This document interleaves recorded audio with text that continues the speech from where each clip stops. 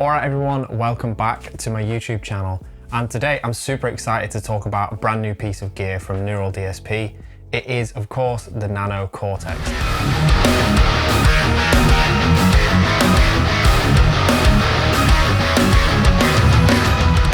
So let's dive right in and check it out, and you know what? Let's write a big riff with it, so let's get right to it. So firstly, I want to say big thank you to Neural DSP for sponsoring this video.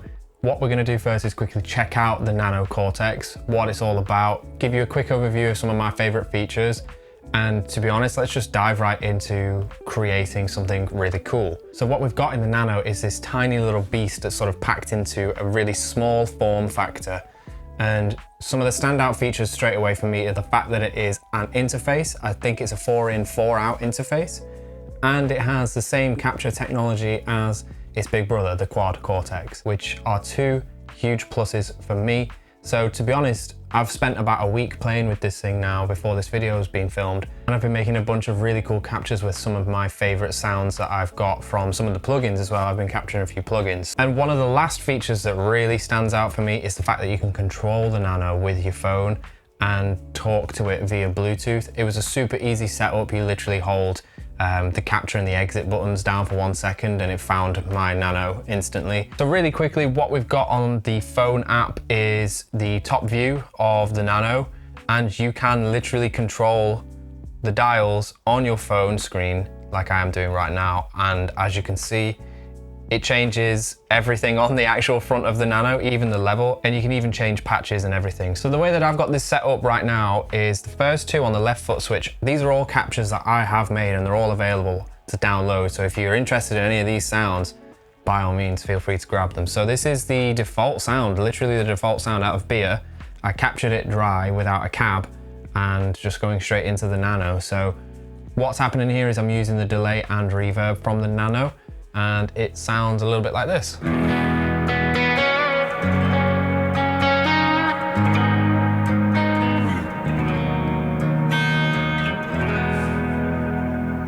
Super ambient stuff.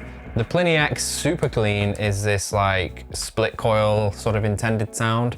It's got no cab on it, so it sounds like this.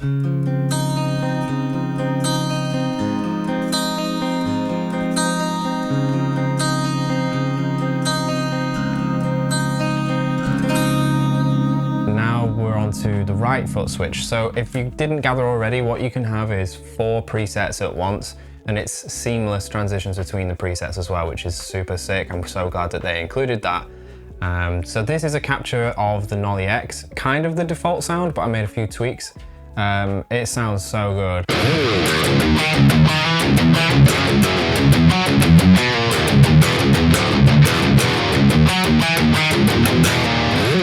Yeah, it does the thing. And then the Grano is the granifier, and then a bit more of a saturated sound with some reverb and delay.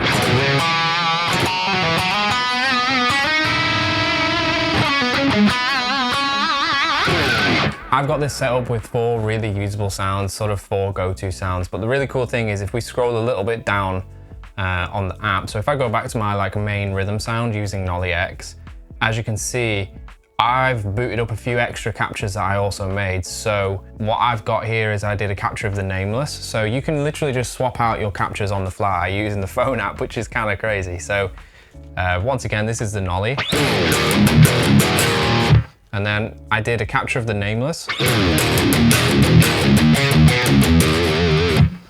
And then we've got Grano with the plumes in front.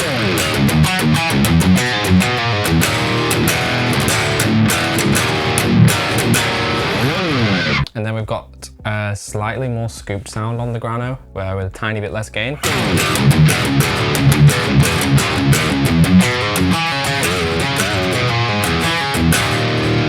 So this was a sort of like top line info.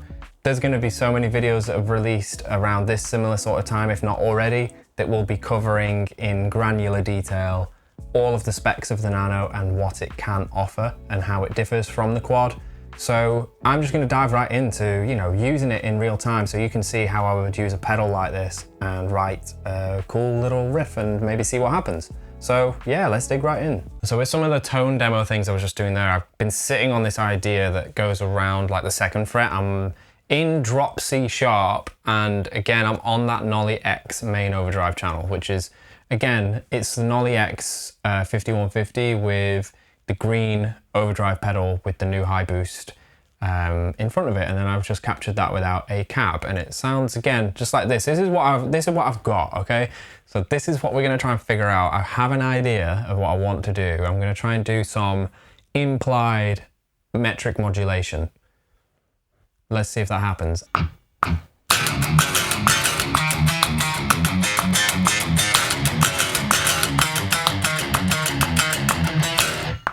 So let's put that on the left channel. Let's redo that.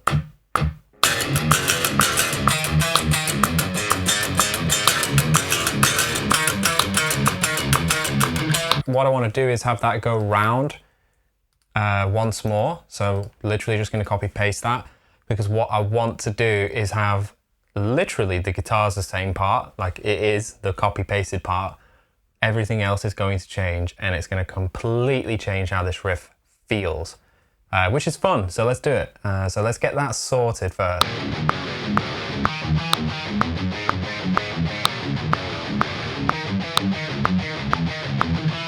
Okay, drums time. What I'm using today is P5. I'm using the really high tuned snare today, so let's dive right into it, and I'm gonna show you what I mean with this like implied metric modulation thing. So first, let's just get a little bit of a groove going in this first time through, and then once we've put it through on the repeat, it's gonna be a bit different. So hopefully you'll see what I mean. So for today's video, I've got a bit of a franking kit going on. Once again, a similar mix template to last video actually.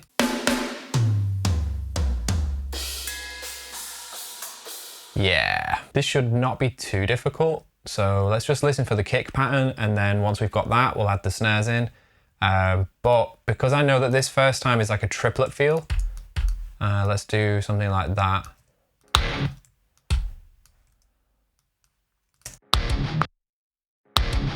Yeah, so you're basically trying to listen for like bigger accents that you want on this. And then I think I just want my snares like that. Yeah, that will definitely work. So you're just really trying to accent the fact that there's 16th note triplets going on. Yeah, I mean, the drum part basically writes itself because I had a very strong idea of what I wanted to happen, which is sick. This is going really well. Maybe we could do some sort of accent thing here. Like, you know, with the high notes. So I use the kicks as to accent like these high notes I'm doing on this riff. Yeah, so it's like every second note.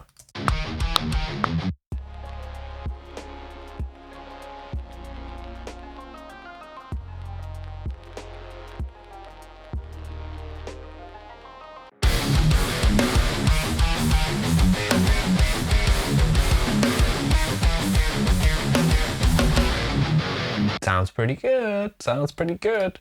So what I'm gonna do now is make this all probably hurt in the brain a little bit whilst we figure it out. You're gonna keep the triplets, but now what I'm gonna do is I'm going to pretend the triplets are now like 16th notes.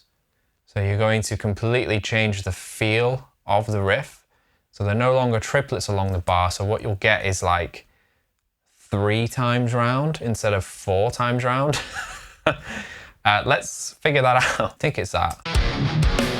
You can already hear like what it's going to sound like. Oh, it's going to be weird.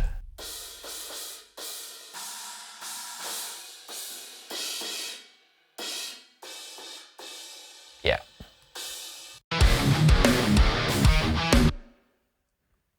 It's going to be...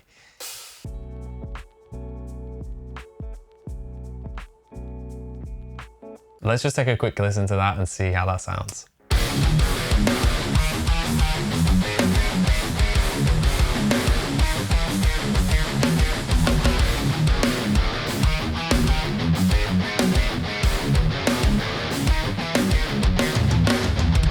Hell yeah. All right, cool. Let's do some bass and then figure it out. Okay, I took like a 3-minute break to go and get a cup of tea. As I was doing that, I totally heard some orchestra over the second half of this riff, which is handy because I have orchestra in this mix template. So I wasn't really planning on adding orchestra today, but this is why like having a mix template with stuff in is really, really handy, because I have everything that I need already routed to an orchestra bus that's the right levels to match the drums and stuff, and everything is already routed out. So I personally never touch ensemble patches. So in orchestral terms, what an ensemble patch is, you might just literally have strings and you might play a very large chord, and what the strings, well, whoever's designed that particular patch, like the low part of that chord will be handled by cello, double bass, and then the middle will be viola. Then you've got like violins like 1 and 2 handling the higher end. Personally, I think that's a little bit uninspired. I mean, it's great if you're trying to write something very, very quickly and you want the sound of the strings. The same goes for woodwind and brass. Like, yeah, I fully get that, but I just like to have a bit extra control. Sometimes I like to really be in charge of what my first violins and second violins are doing, in comparison to my violas, you know, the cello and the basses as well. I am just really hearing a simple stab, well, not stab, more staccato, held pedal note. Well, it's not held, it's just staccato, over the top of this riff that really accents this new sort of meter, as it were. I'm always using Spitfire for my orchestra, and at the moment I'm using the symphony orchestra and I'm using the core version. So what I've got is a load of articulation, so I can do stuff like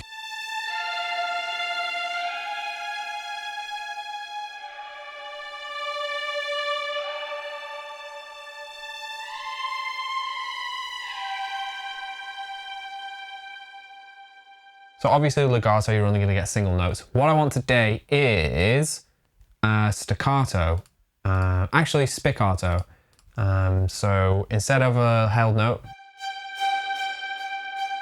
I think I'm going to do spiccato on the higher strings. See, this is why ensemble patches don't work for me personally. I'm going to do spiccato on the higher strings, which just means a very fast attack. I might do Bartok pits on the low strings. And Bartok pits is essentially slap on strings. So it's kind of like my second favorite articulation, just behind flautando. I don't really see myself doing a lot of articulation switching today, which some of you who use like Kaminski bass, that sort of stuff, you'll know using key switches to change articulations. I'm just gonna have it in normal mode. So what I'm hearing is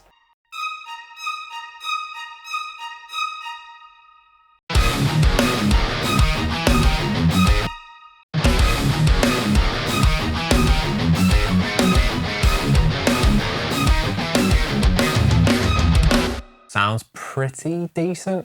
So once you've got your like top line of one of your families for the orchestra, what I like to do is build the rest at one time. So I typically will just copy paste the first violin part for the second violin. And a lot of you who aren't like that savvy with orchestra will be like, isn't it just the same sound? Well, a lot of higher end orchestra libraries, they're really not the same sound. So typically what you'll have is your first violins are your best players. They're usually playing the most difficult, the highest parts. It's not a hard and fast rule. I'm not part of an orchestra, but from my understanding, that's usually what happens. And your second violins are still incredible players, but what they might do is they play an octave lower, so it's not as insane. Sometimes they might play in unison, but I do usually like to put them an octave lower. So you can hear that like this is a pretty high part, but definitely doable. And then I'm also just going to put the second violins into spiccato as well. And I'm just going to play you them soloed and you'll literally be able to hear the difference. So the first violins sound like this. And then I'm going to do the second.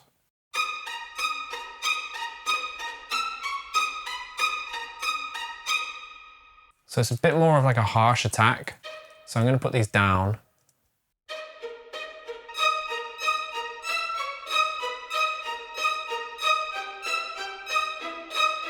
You can hear how it's already like complementing each other, the fact that they're an octave apart.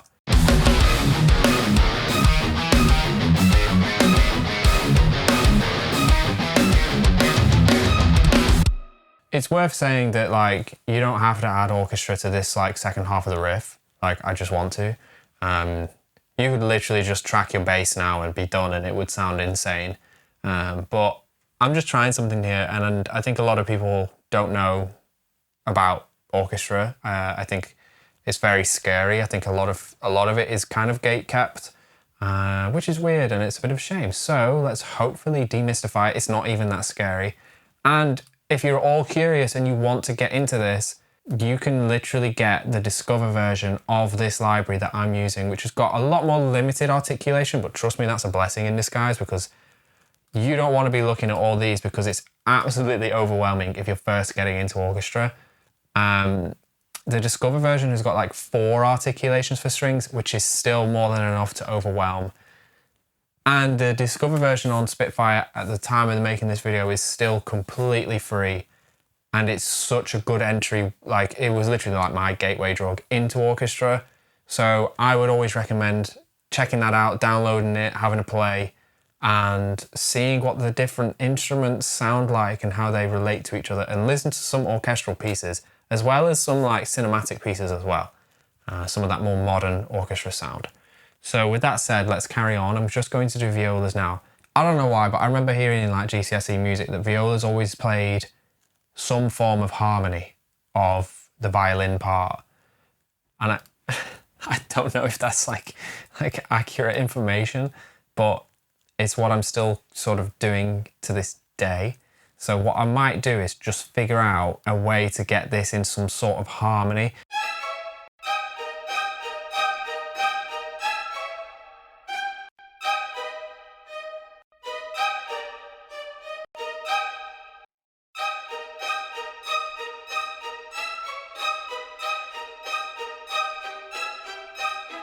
As you go down, the way I've structured at least my mix template, as you go down each instrument, you're going lower in like range. So I'm going to show you the sound of Bartok pits. It's pretty intense.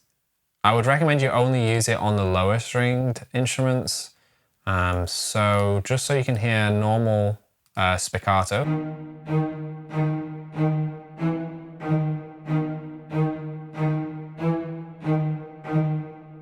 And then this is normal pits. So pits is pluck.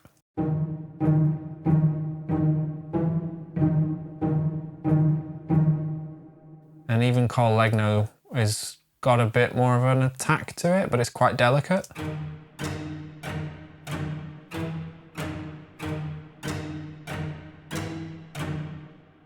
I do love Col Legno. Bartok pits is more than the pluck. It's actually pulling the string away from the fretboard and letting it go so it slaps the fretboard itself, and you get this really slappy attack.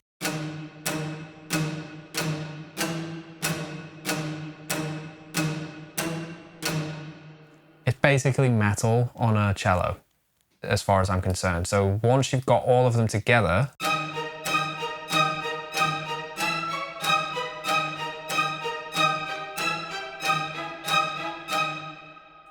and then typically with the double basses as well, I like to, once again, go Bartok pits, and the double bass sounds even crazier than the cello. So let's just have...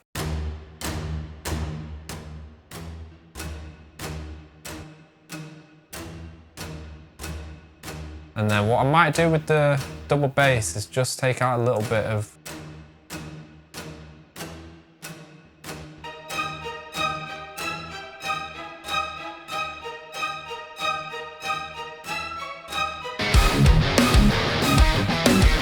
So I think the key thing that I've found when adding orchestra to metal is to not mix in solo. You kind of do it in stages. I think you can mix the stringed instruments individually and get like a pretty harmonious sound. But what you might find that when you add it back into the mix, there's not even bass in this mix yet. But what you might find is you're sort of rebalancing everything anyway. So the best thing to do is to just play it on a loop and mix in things and see how they sound, and then take a listen.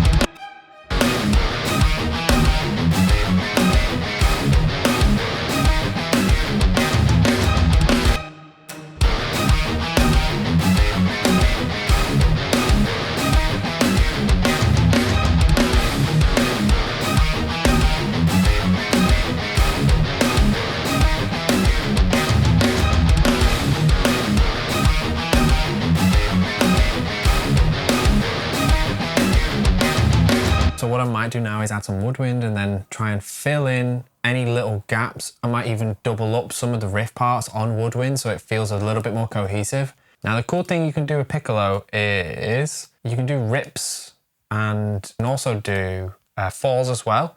And a rip is like this really sharp ascent to a target note. Think of it like a sweep pick, but you're like really going for the one. I mean rhythmically, like not intervals wise. And then falls are similar. A little bit different, like, and then I'm gonna find my target note and then add it in, and I'll do it just before this all hits, so you get this like whoop, bah, and then it hits you in the face. It's sort of like a bit of a production tip, but orchestra version. So let's go normal, and then have this probably.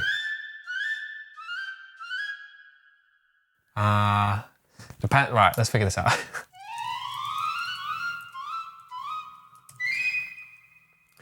That'll do it. So now you just have to figure out. So that's a bit too early. Cool, so that's the piccolo part.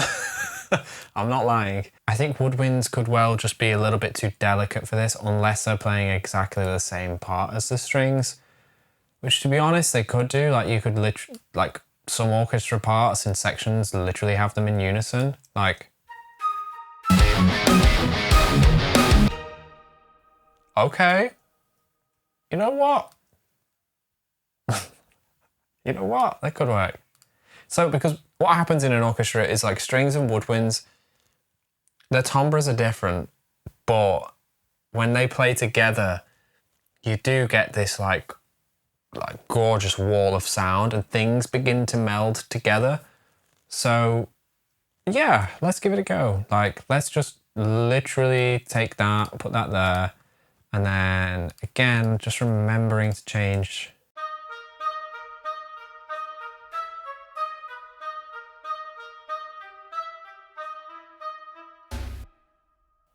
And then clarinets can have the viola part.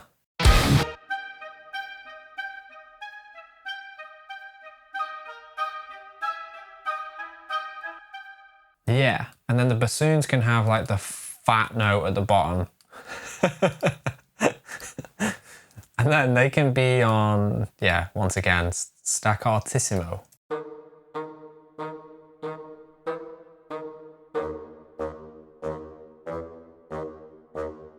So those sound like this.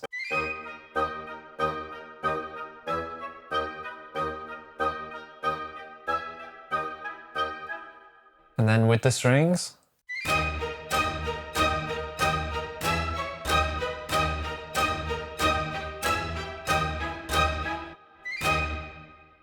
Can you hear how loud the Bartoks sound when it's just the orchestra? But when you put it in the full context of a metal mix, which is typically a load of low end and a load of high end, which is what a Bartok pits kind of sounds like, they have to be a little bit louder to kind of cut through.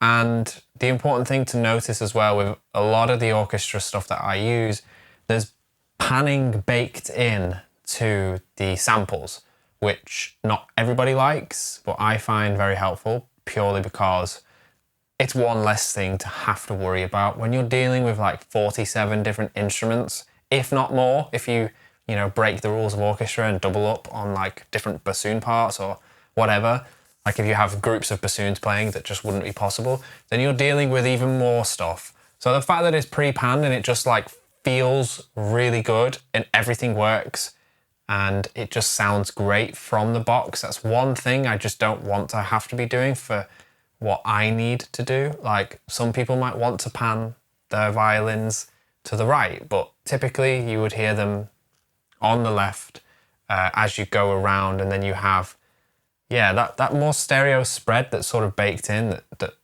kind of at least somewhat roots what you're doing in reality. Let's just have a quick listen to what that sounds like with the woodwinds.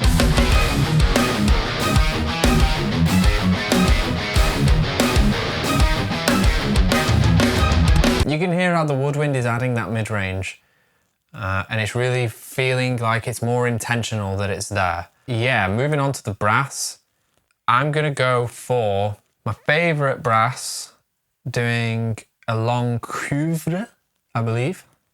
I think I just butchered that. But yes, it literally just means brassy. So it's brass.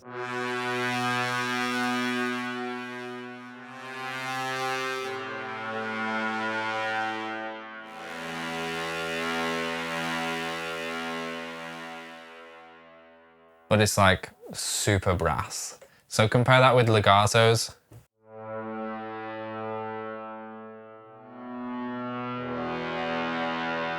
Much softer sound. Both are usable. Like I love using the softer brass. It's a really delicate sound. I've used that. All these sorts of sounds on my album. But the cuivre, it's just kind of in your face. The brass has arrived and it's playing very long notes at you. I like it. Let's see if I can figure out some sort of part for it to play over this riff.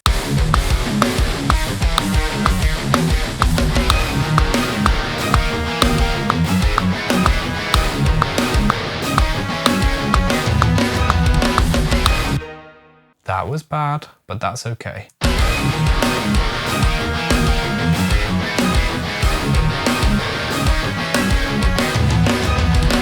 All right, so tenor trombones. We'll go on long couvre again.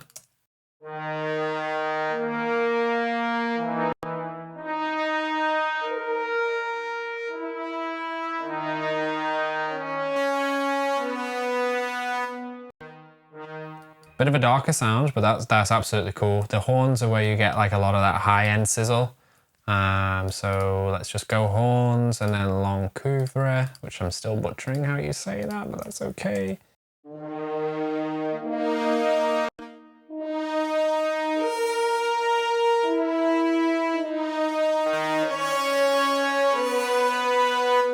That'll do it. And then some trumpets for good measure, probably playing a little bit louder.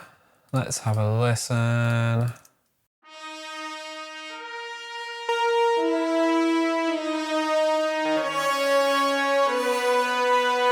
It sounds pretty in your face.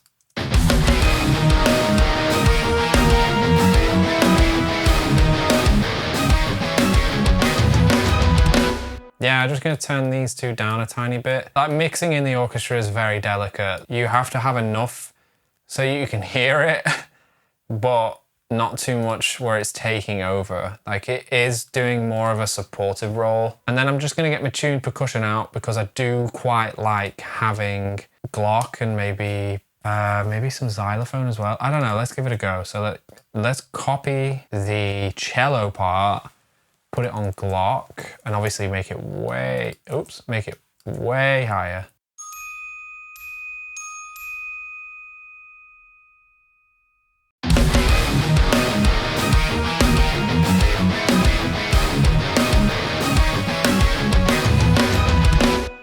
You see how that just fits in? Like, yeah, it's playing the same part, but it just adds that tiny little bit of high end that the orchestra needs. So like if I solo the orchestra now and then take this Glock in and out,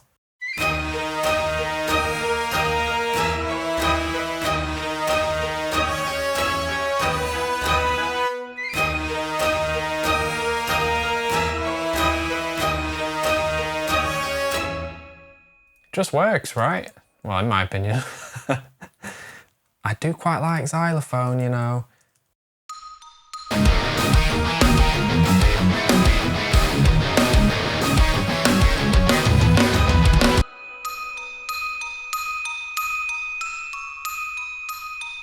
And I tell you what I love doing is putting Celeste an octave down from Glock.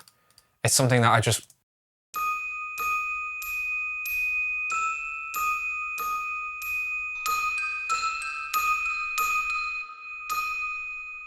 So as well as the piccolo rip that ascends, what I also love to do is add in a harp gliss. So you can have like really weird sounding ones, but if you go onto the variation, oh, and the direction as well, like, and that just, oh, shit. You know when you hear things and they literally trigger an immediate memory? Does anyone else get that? Like, when I hear certain sounds, they very vividly trigger memories. Like, I don't know why, but that note, I think it's because it's the same key. It sounds exactly like Tomb Raider 3, the OST. The song In the Jungle. I'll put up like a 3-second clip so you can hear it, but I'm sure that's the same key and the same vibe, like.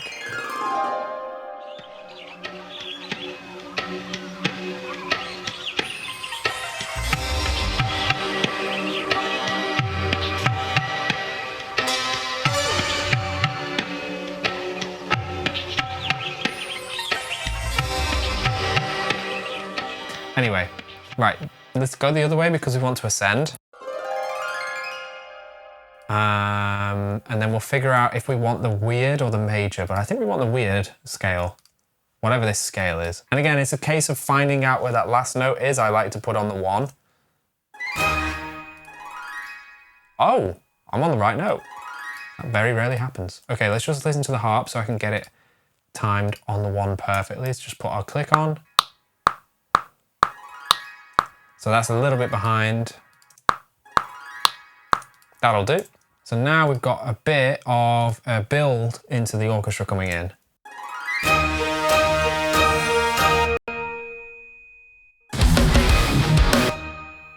Yeah.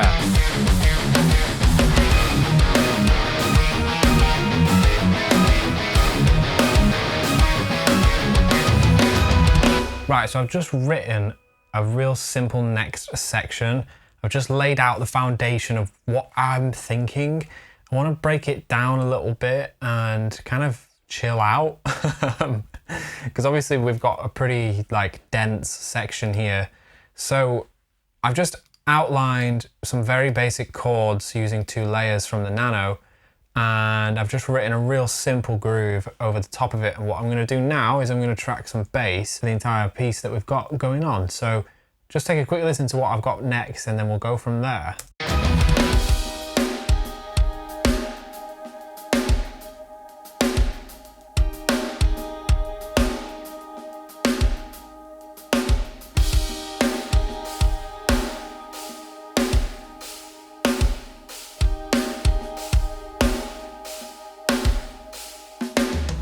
Sounds pretty cool. So I'm gonna do bass now. So I'm gonna track this through parallax and use one of my like go-to sounds. Oh no.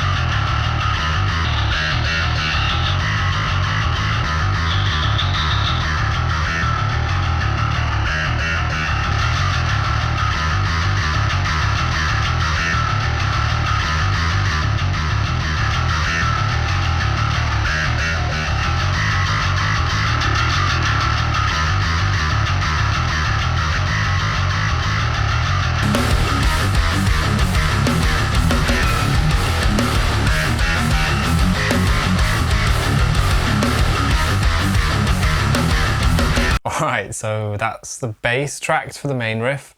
Now what I'm gonna do is just add like a little lighter gain sort of thing for this next section. So I'm thinking what I'm gonna do is something that sticks with the kick drum as much as possible.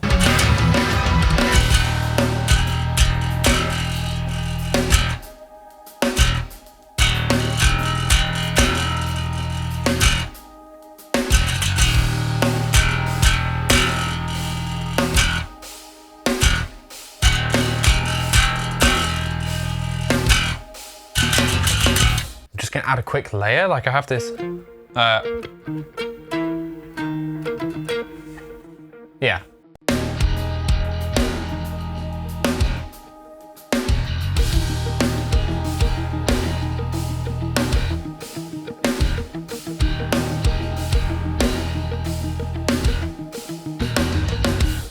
All right, I'm gonna track a little bit of a lead here.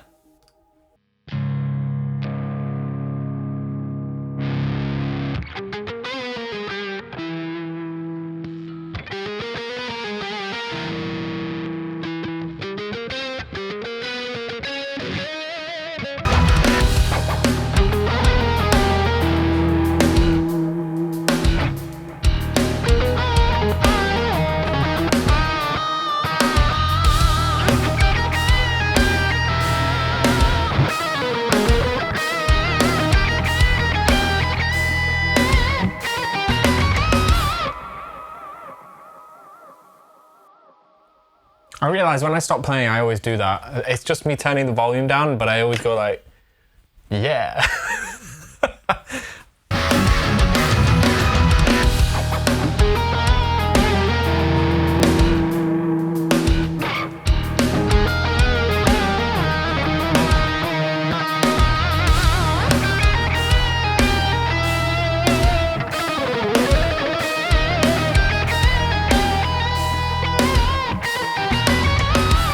Alright, so now that that melody's tracked, I think the last thing that I'm going to do is add just a little bit more orchestration. I'm thinking like some woodwinds this time, and maybe like Celeste. Oh, actually, I'm gonna do Celeste first.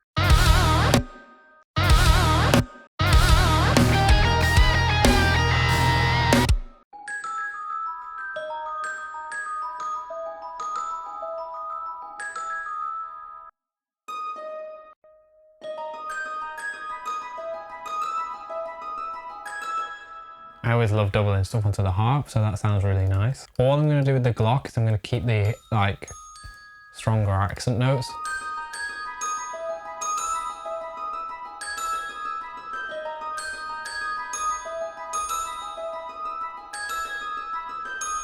Okay, so for the mix of this entire thing, it's really similar to my previous video that I did in terms of the production and stuff. Instrument and the drum bus are once again the same.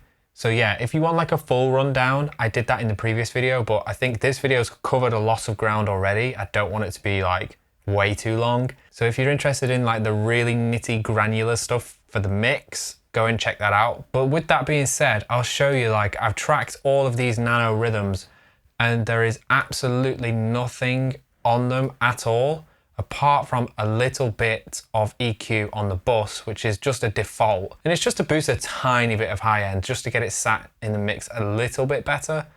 But the bass, again, it's just my usual sort of tone that I would go for. If you're interested in Parallax X presets, I've got a few in there that you can check out. Eldritch Gain is probably similar to this sound, like super mid-rangey. Just in your face, like just pure gain. And I'll just give you a little listen to what the bass and the guitars sound like, and then I'll take the bass out and then you can hear like the amount of difference that the bass is making.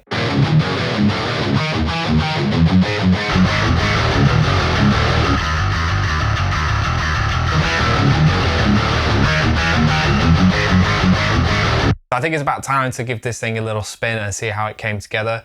I've just quickly mastered it, so yeah, let's go.